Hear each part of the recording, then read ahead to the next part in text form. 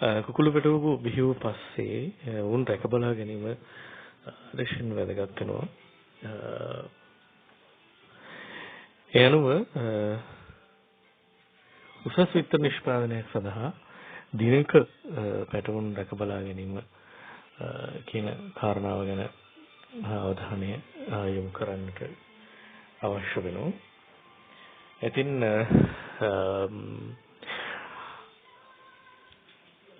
දවසක අපි මේ වගා කටයුත්තකට පැටවුන් තෝරා ගැනීමේදී නිරෝගී ක්‍රියාශීලී උදවිය තෝරා ගන්නට අවශ්‍යයි. ඒ අයගේ ඇස් දීප්තිමත් වෙන්නට ඕනි. ඒ වගේම ඇඟේ සාමාන්‍ය අනාකූල හැඩයක් තියෙනවා. ඒ හැඩය තියෙන්නට ඕනි. එකම ඒකාකාරී වර්ධනයක්. ඒ කියන්නේ අපි ගන්න පැටවුන් 1000 නම් 1000ම එක සමාන වෙන්න ඕනේ. ඊට වඩා වෙනස් අයින් ඕන ඉවත් කිරීම කරනවා. සාමාන්‍යයෙන් ශරීර බර 35 ග්‍රෑම් 35 සහ 44 වෙනවා. පිකණි එහෙම නැත්නම් අලින්තය කියන කොටස වියලි තියෙන්න ඕන. ඒ කියන්නේ වාසාදනය වෙන්නේ නැහැ කියන එකයි මරෙක්ස් රෝගී සඳහා එන්නත් කර තිබීමත් වැදගත් වෙනවා. එකම වර්ගයට අනුව වර්ණය කියන්නේ වර්ගයට අනුව අපි හිතමු ඔක්සලොප් නම් ඔක්සලොප්ට අනන්‍ය වර්ණය තිබෙන්නට අවශ්‍ය වෙනවා. ඕනෑම සතෙක්ට උනත් මනුස්සයෙක්ට උනත් තමන්ගේ මූලික අවශ්‍යතාවයක් තමයි නිවාසය. එනවා සතෙක්ට උනත් ගුණාත්මකව නිවාස සකස් කළ යුතු වෙනවා. පැටවුන් සඳහා නිවාස සකස් කිරීමේදී අනුගමනය කරන්නේ සියුම් ක්‍රමය. කුඩා පැටවුන්ගේ සුවපහසු උෂ්ණත්ව කලාපය ඉතා පටු පරාසයක තියෙන නිසා අහිතකර දේශගුණික තත්ත්වවලට උණුරුත් දෙන. ඒ කියන්නේ සාමාන්‍ය උෂ්ණාධික වෙන්න ඕන. නමුත් අධික උෂ්ණත්වයේදී ඒ ජීවිතය අත්හරිනවා. ඒ නිසා ප්‍රශස්ත උෂ්ණත්වය ලබා දීම වැදගත් වෙනවා.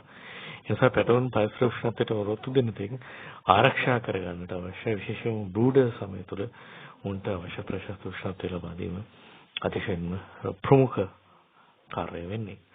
එකම පැටවුන්ට අවශ්‍ය උෂ්ණත්වයේ ආහාර ජලය කියන කාරණාවන් ලබා දෙමින් පැටවුන් රැක බලා ගැනීම පැටවුන් රැකවීම ලෙස හඳුන්වනවා. පැටවුන් රැකවීම යනු පැටවුන්ට අවශ්‍ය උෂ්ණත්වයේ ජලය ආහාර ලබා දෙමින් ඔවුන් රැක බලා ගැනීම. එහෙම නැත්නම් මේකට ඉංග්‍රීසියෙන් බ්‍රූඩින් කියලා කියනවා. බ්‍රූඩින් කාලය දවස් 7යි. දවස් 21ක් ඒ අය අප විසින් විශේෂිතව ආරක්ෂා කරලා ලබා ගන්න හැචරිවල ඉන් අනතුරුව ඔවුන්ට මෙන්න මේ කියන තත්ත්ව ලබා දීම කරනු ලබනවා. එනවා අපිට පැටවුන් ස්වභාවිකව පාලනය කරන්න පුළුවන්, කෘත්‍රිමව පාලනය කරන්න පුළුවන්. ස්වභාවික කෘත්‍රිම කියන ක්‍රම දෙකකට පැටවුන් පාලනය කරන්නට පුළුවන්කම තිබෙනවා. ස්වභාවික ක්‍රම රටාව කතා කරන විට බිත්තරෙන් බිහිවන පැටවුන් කිකිලියක විසින් දැක බලා ගැනීම තමයි ස්වභාවික පැටවුන් පාලනය වෙන්නේ. අපි එක්ක කෘත්‍රිමව හෝ ස්වභාවික ක්‍රමයෙන් පැටවුන් ලබා ගන්න. හැබැයි ගත්ත පැටවුන් දැක බලා ගන්නේ කිකිලියගේ පරිපාලනය යටතේ. මෙම ක්‍රමය සඳහා සාමාන්‍ය ශරීරයක් ඇති අර රැකවීමේ ලක්ෂණ සහිත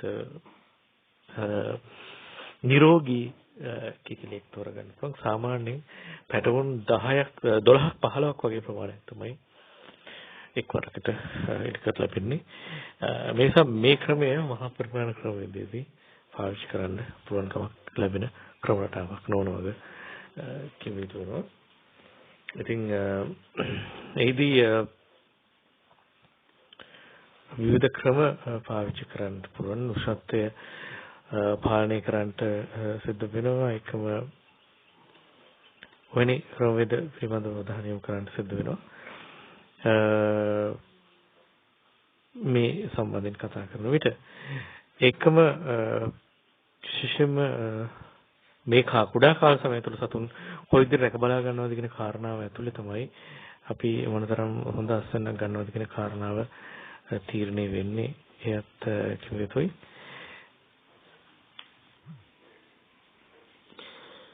ඊළඟට කෘත්‍රිම පැටවුන් පාලනය ගැන කතා කරොත් මේ සඳහා මේක තමයි ගොඩක් ළමයට වාංජ වගාවෙදී කරන්න සිද්ධ වෙන්නේ. මේ සඳහා බ්‍රූඩරයක් යොදා ගන්න ඕනේ. ඒ කාලේ බ්‍රූඩර් කාලය විදිහටයි හඳුන්වන්නේ. බ්‍රූඩරයක් තුර කුල් පැටවුන් නැති කිරීම දුෂ්ණත්වය, ආලෝකය, සුළඟ, ආර්ද්‍රතාවය මෙන්න මේ කියන කාරණාවන් පාලනය කළ යුතු වෙනවා. බ්‍රූඩරයක් හදනකොට ඔබට පේනවා මේ බ්‍රූඩරේ කාඩ්බෝඩ් යකඩ තහඩු හරි තුනී ලෑලි හරි පාවිච්චි කරලා රවුමක් තමයි හදන්නේ. මේ වටේ හදන්න කාඩ්බෝඩ් තුනී ලෑලි නැත්තම් යකඩ තහඩු පාවිච්චි කරන්න පුළුවන්. වෘත්තාකාර ලෙස බූඩරේ සකස් කරන්නේ හේතුව තමයි රවුමක් ඇතුළතදී වැඩි ඉඩ ප්‍රමාණයක් අත් වෙනවා කොටුවකට වඩා. ඒ හරහා පැටුන්ට වැඩි චලන ප්‍රමාණයක් දක්වන්න පුළුවන්. එතනදී අරය ගැන සලකන්නට ඕනේ. උදාහරණයකට දැන් අරය සෙන්ටිමීටර් 60යි නම් පරිධිය සෙන්ටිමීටර් 360යි. වෙන විදිහට ඒ කියන්නේ දැන් අරය සෙන්ටිමීටර් 60 නම් පරිධිය සෙන්ටිමීටර් 360ක් වෙන විදිහට වර්ග මීටර එකක ප්‍රමාණයක බූඩරයක් සකසලා පැටර්න් 100ක් දාන්න පුළුවන්. කමක් තිබෙනවා. ඉතින් බූඩර් සමය අතිශය වැදගත් වෙනවා. බූඩර් ඒතර උෂ්ණත්වය පාලනය කරන්න අවශ්‍යයි. කුඩා සමය තුළ ජීවීන් උෂ්ණත්වය අතිශය වැදගත් වෙනවා. ඒ සඳහා ලන්තෑරුම්, විදුලි බුබුලු, රත් වෙච්ච වාතය, ගෑස් තාපක, ගෑස් උදුන්, රත් වෙච්ච වාතය, විදුලි බුබුලු ලන්තෑරුම් වගේ දේවල් පාවිච්චි කරන්න පුළුවන් වුණත් විදුලි බුබුලු තමයි දැනට ලේසි වැඩේ. ලයිට් එකක් දාන එක තමයි ලේසිම වැඩේ වෙන්නේ. ඉස්සර ගෑස් ලාම්පුත් පාවිච්චි කරා, ලන්තෑරුම් පාවිච්චි කරා විදුලිය නැති කාල සමය තුළ. කුකුළු පැටවුන් නිරෝගී වර්ධනය සඳහා වයස සති 1 ඉඳලා සති 5 දක්වා පරිසර උෂ්ණත්වයට සමාන්තර ලෙස උෂ්ණත්වය සපයන්න අවශ්‍ය වෙනවා. උෂ්ණත්වය සපයන උපකරණ වල සීරු මාරුවෙන් අවශ්‍ය උෂ්ණත්වය සපයා ගන්න පුළුවන්. ඒ කියන්නේ අවශ්‍ය සෙල්සියස් ගන්න කියලා වෙන මාතෘ බලන්න. පැටවුන් බූඩරේ දැමීමට පැය 24 සිට බූඩරේ තුල උෂ්ණත්වය සකස් කර තැබීමෙන් දිනක් වයසට පැටවුන් බූඩරේට ඇතුළු වීමේදී සීතලට හසු නොවේ ආරක්ෂා වෙනවා. ඒ කියන්නේ බූඩරේට දාන්න පැය 24 කලින් දවසේ අද දානවා නම් හෙට ඊයේ මේ වෙලා වෙනකොට බූඩරේ හදලා ආධාර උෂ්ණත්වය ලබා දුන්නා. හරි. පළවෙනි සතියේදී උඩ වෙන සෙල්සියස් 35යි, දෙවෙනි සතියේදී 32ට අඩු කරාට කමක් නැහැ. ඊට පස්සේ 29යි, 26යි, 21 දක්වා අඩු කරගෙන යන්න පුළුවන්කමක් තිබෙනවා. ඉතින් එකම මෙන්න මේ විදිහට දැන් අඩු උෂ්ණත්වය අඩු වුණොත් එහෙම අපිට පළවෙනි රූපයේ පේන විදිහට සතුන් බූඩරේට ළඟින් ඒ කියන්නේ අර ලයිට් එක තියෙන ළඟින් ස්ථානෙට ළඟින් තදින් එකිනෙකා සමග ස්පර්ශ වෙමින් ඉන්නවා. දෙවෙනි අවස්ථාවේදී ප්‍රශස්ත උෂ්ණත්වයක් තිබ්බොත් එහෙම එයා නිදහසේ බූඩරේ පුරාම සැරසනවා. මේක තමයි අවශ්‍ය වෙන්නේ. ඊළඟට උෂ්ණත්වය වැඩි වුණොත් එහෙම ඒකෙන් බේරෙන්න බූඩරේ අයිනට ගිහලා ඉන්නවා. ඊළඟට බූඩරේ තුරු උෂ්ණත්වය සැපීම පිළිබඳව කතා කරා. ඉතින් ඉඩකඩ පිළිබඳවත් අප කතා කළා. ජලය පිළිබඳවත් අතර සාකච්ඡා කළ යුතු වෙනවා. ජලය පිළිබඳව කතා කරන විට එක බූඩරේ අතුරුණුව ගැන කතා කරලා මුල් දවස් 3-4 තුළ අතුරුණුවක් ලෙස පිරිසුදු කඩදාසි, ඒ කියන්නේ කඩදාසි මත දිනක් වාසිත පැටවුන ඇති කරනවා. කඩදාසි අර හොටෙන් අනෙද්දී එන ශබ්දේ නිසා ඒගොල්ලන්ගේ උලා කෑමේ හැකියාව, ඒ කියන්නේ අහුලාගෙන කණ්ඩ පුරුද්දක් ඇති වෙනවා ඒ ශබ්දේ නිසා. ඒකම 10 ලීකුඩු මත මුදිනවල ඇති කිරීමේදී එම ද්‍රව්‍ය ඇස්වලට යාම වගේ දේවල් වෙන්න පුළුවන්. ඒ නිසා තමයි උඩින් කඩදාසිය අතුරන්නේ. සතුන්ගේ මල පහ නිසා රෝග බෝවීම වළක්වා ගන්නට කඩදාසිය දිනපතා ඉවත් කරන්න ඕන. දවස් 5කින් පමණ පිරිසිදු ලීකුඩු හරි 10 මත සතුන් ඇති කර දිගටි ආකාරයේ ආහාර මුදුන් ලබා දීම තම වැදගත් වෙනවා. ඊළඟ බූඩර් කාලයේ වතුර සැපීම ගැන කතා කරනකොට ආහාර සැපීම ගැන කතා කරන්න ඕනේ. විවිධ බඳුන් දැන් බූඩරේට ඇතුළු කරලා පළමු පැය 24 තුළ ආහාර සැපීම කරන්නේ නැහැ. ඒ කියන්නේ අද දැම්මොත් එහෙම හෙට අදහස පහට දැම්මොත් හෙට හවස පහ නිකන් ආහාර සැපයන්නේ නැහැ. ඒ වෙනුවට උණු කරන ඒවාගත් ජලය ලීටරයක්, විටමින් B12 පෙති 7ක්, ග්ලූකෝස් තෙහෙඳි 3ක් එකට මිශ්‍ර කරලා ජල බඳුන් වල තියලා තියෙනවා. මුල් පැය 24 තුළ ආහාර ලබා නොදෙන්නේ උදර වූ බිත්තර කහ මදේ ඉතිරුලා තියෙනවා නම් සතාගේ ශරීරයට උරා ගන්න. එහෙම නැත්නම් පැටවුන් යෝක් සැක් රෝගයට පාදනය වෙනවා. සාමාන්‍යයෙන් පැය 24කට පස්සේ කඩදාසිය එක අද පහට දැම්මම හෙට හවස 5 වෙනකොට පොඩි කරගත්ත කැකුළු සහ චෙක් බූස්ටර්ස් ලබා දෙනවා. ඊට පස්සේ දවස් 4ක් විතර ගියාට පස්සේ ආහාර බඳුන් වලට ආහාර දානවා. එතකොට දැන් ආහාර බඳුන් වලට දැම්මට පස්සේ ආහාර අපතේ යම අපිට වළක්ව ගන්න පුළුවන්.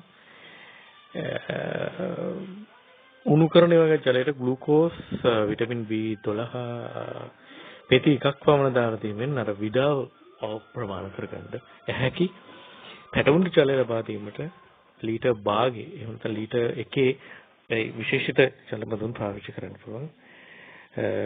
පැටවුන්ට ජලය සපයන භාජන පහසුවෙන් ගලවා පිරිසිදු කරන්න. ඒ කියන්නේ නැවුම් අඩු පහසුවෙන් ගලවලා පිරිසිදු කරන්න පුළුවන් ඒවා වීම අත්‍යවශ්‍යයි.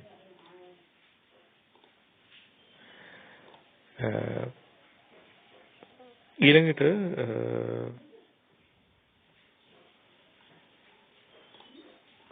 රූඩරේ ජීවනහරණය ගැන කතා කරන්නේ. රුඩා පැටවුන්ට ලෙඩ රෝග වලට රොත් දෙීමේ හැකියාවක් නැති නිසා මේ සතුන් රෝගකාරක ශුද්ධ ජීවීන් ඉක්මනින් නිරාවරණය වෘත්තිය අපි අමාරුවෙන් මුදල් වේදන් කරගත්ත සම්පූර්ණ පැටව ප්‍රමාණයම මේ යන්න පුළුවන්. ඉතින් ඒ සඳහා පැටවුන්ගේ මුල් නිවාසය වන බ්‍රූඩරේ ඇතුළු සියලුම කරුණ දැන් නම් කොරෝනා නිසා අප මේ විෂ විනාශනය ගැන කතා කරනවා. ෆෝමලින් කොන්ඩිස් කැට මිශ්‍රණයෙන් මේ සේරම සතිකර කලින් ඉඳලා ජීවනහරණය කළ තියෙනවා පැටව දාන්න කලින්. ඊළඟට පැටවුන්ගේ ප්‍රතිශක්තිකරණ වැඩපිළිවෙල පිළිබඳවත් කතා කර යුතුයි. සාමාන්‍යයෙන් ප්‍රතිශක්තිකරණය කියන කාරණේ ගැන මේ දවස්වල කතා වෙනවා. කොවිඩ් වසංගතය ගත්තේම කොරෝනා වෛරස් එකට මුහුණ දීමේ හැකියාවක් අපේ කිසිම ලෙඩ බෙහෙත කර නැහැ. ඒ නිසා ඇඟ ඇතුළේ ප්‍රතිශක්තිය තමයි කොවිඩ් වෛරසයට ඇටැක් කරන්න පුළුවන් වෙන්නේ. ඒ නිසා බලලව කොසර බාවනවා වගේ අපි කොහොමද වැඩ කරන්නේ කොවිඩ් වසංගතයට අදාළ වෙන ශුද්ධ ජීවියා මර්ධනය කරන්න අප ඇඟේ ප්‍රතිශක්තිය වර්ධනය කරලා තියෙනවා. ඉතින් මෙතනදී ඇත්තට මේක තමයි වෙන්නේ. උපතේදී මරෙක් වෙන්නත උපදින අවස්ථාවේදී දෙන්න ඕනි. සති 3කදී පළවෙනි රැලිකට එන්නත දෙන්න ඕනි. සති 6ේදී කුකුල් වසරේ එන්නත දෙන්න ඕනි. සති 7ේදී පණ බෙහෙත් දෙන්න ඕනි. සති 13ේදී දේවනාටත් පණ බෙහෙත් ලබා දෙනවා. ඊට පස්සේ දෙවන රැලිකට එන්නත ලබා දිය යුතුයි. ඊළඟට ඉඩ ගැන ගත්තොත් මෙන්න මේ විදිහට ඉඩ සකස් කරන්න අවශ්‍ය වෙනවා. ඊළඟට මේ අය වර්ධනය වෙන අවස්ථාවට එද්දී නිවාස තුළ ඉඩකඩ අවශ්‍යතාව ගැන සලකන්න ඕනේ. සති 18 8 අතර ඒ කියන්නේ සාමාන්‍ය මාස 2ත් මාස 4ත් අතර වයසට සතුන් තමයි වර්ධක සතුන් විදිහට හඳුන්වන්නේ. වයස සති 18 ඉඳලා 21 අතර කාලයේදී මේ අය පිටර දාන්න පටන් ගන්නවා. අප මෙහිදී සලකා බලන්න අවශ්‍ය වෙනවා වර්ධනය වෙන සතුන් පිටර දෙීම ආරම්භ කරන තෙක් ඊළඟට පාන්නේ. මේ කාලය තුල වැඩේ හරියට කරේ නැත්නම් සතුන්ගේ පිටර නිෂ්පාදනය මහා භයානක විදිහට අප්‍රමාණ වෙනවා. ඊළඟට මෙන්න මේ විදිහට අප කී විදිහට විවිධ ඊට සකස් කරන්න වර්ධන වන සතුන්ට ආහාර සැපීම ගැත් මේදී සාකච්ඡා කළ යුතු වෙනවා. දැන්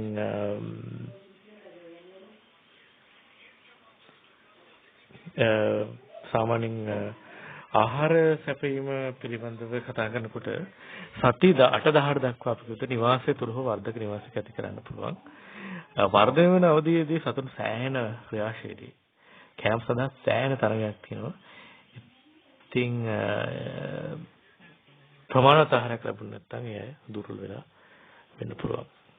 කමක් තියෙනවා. ඊළඟට මේ පෝෂක තත්ත්ව අඩංගු වර්ධක සතුන්ට සපයන ආහාර සලාකේ ග්‍රෝවර් මෑෂ් විදිහට නැත්නම් වර්ධක සලාකේ විදිහට තමයි හඳුන්වන්නේ. ඒ සතාට සීමා කර සපයනු ලබනවා. ඒ කියන්නේ දැන් පැටවුන්ගේ ආහාර සලාක වෙනුවට වැඩ සතුන්ගේ ආහාර සලාක හඳුන්වා දීමේදී ඒක ක්‍රමයෙන් තමයි මාරු කරන්නේ. දැන් උදාහරණයකට වර්ධක සලාකෙන් දිනකට ග්‍රෑම් 90ක් ලබා දෙන්න ඕනේ. විතර දෙම ආරම්භයත් එක්ක ඒක 110 120 දක්වා වැඩි කරනවා. ඒ කියන්නේ වර්ධක අවධියට එකපාර ආහාර ලබා දෙන්නේ වර්ධක පැටවුන්ගේ ආහාර වර්ධක ආහාර එක්ක මිශ්‍ර කරලා ටිකින් ටික වර්ධක ආහාරය වැඩි කරලා පැටවුන්ගේ ආහාරය ප්‍රමාණ කරනවා. ආහාර දෙම සඳහා ස්වයංක්‍රීයව බඳුන් තෝරගන්නත් පුළුවන්. දැන් අපි සාමාන්‍යයෙන් එහෙම නැත්නම් එහෙම නොවන ඒවා තෝරගන්නත් පිළිවන්කමක් තිබෙනවා. දැන් මේ වගේ සංක්‍රීය නොවන බඳුන් තෝරගන්න පුළුවන්. එහෙම නැත්නම් මෙන්න මේ වගේ ස්වයංක්‍රීය බඳුන්. දැන් උදාහරණයකට මේ අය මේකට කොටනකොට ජලය එනවා. එහෙම බඳුන් තෝරගන්නත් පිළිවෙලකමක් තිබෙනවා. එකම ජල බඳුන් දිගටි බඳුන් රවුම් බඳුන් වගේ දේවල් තියෙනවා. මේ ආකාරය ඔබට කැමති දෙයක් තෝරගන්න පුළුවන්. මීට අමතරව සතුන් පාලනය කිරීමේදී පිටලෑම කියන කාරණාව කරනවා. ඒක ඒතරම් මානව දයාවෙන් යුක්ත ක්‍රමයක් නෙමෙයි. නමුත් නුසුදුසු සතුන් ඉන්නවනම් ගැළපෙන්නේ නැති, ඒ වයසට ගැළපෙන වර්ධන ක්‍රමවේදයක් දක්වන්නේ නැති, ලෙඩ තියෙන, විකෘති තියෙන සතුන් ඉන්නවා. ඒ අය ඉවත් කරන අතර ඒ අය ඝාතනය කිරීමක් කරනවා. ඒක අමානුෂික වගේ සත්‍යයක්. නමුත් ඒක කරනවා. ඊට පස්සේ හොට කැපීමක් මෙයාගේ කරනවා. හොට කපන්නේ හේතු ගොඩක් තියෙනවා. බීක් ට්‍රිමිං කරන්නේ ප්‍රධාන වශයෙන්ම කොටා ගැනීම වළක්වන්න. එකිනෙක සතුන් කොටා ගත්තොත් එයාගේ ශරීරයට යාන්ත්‍රික හානිය ඇති වෙන්න පුළුවන්. යාන්ත්‍රික හානිය එතන තුවාල එතනින් ශුද්ධ ජීවන ඇතුළු වෙලා පැසවන්න පුළුවන්. ඊළඟට කෑම විතුරුවා අපතේ ඇරීම, බිත්තර බීම, ඒ කියන්නේ බිත්තරේ කොටලා බොන්න පුළුවන්. ඔන්නව නවත්තන්න තමයි ගොඩක් වෙලාවට කරන්නේ. දින 6-9 දී එක්ක කරන්න ඕනේ. එහෙම කරේ නැත්නම් සති 10-14 දී කරන්න බැරි වුණොත් සති 18 දී බිත්තර දාන්න කලින් කරන්න ඕන. උඩු හොටෙන් සාමාන්‍යයෙන් 3න් 2ක් විතර ප්‍රමාණයක්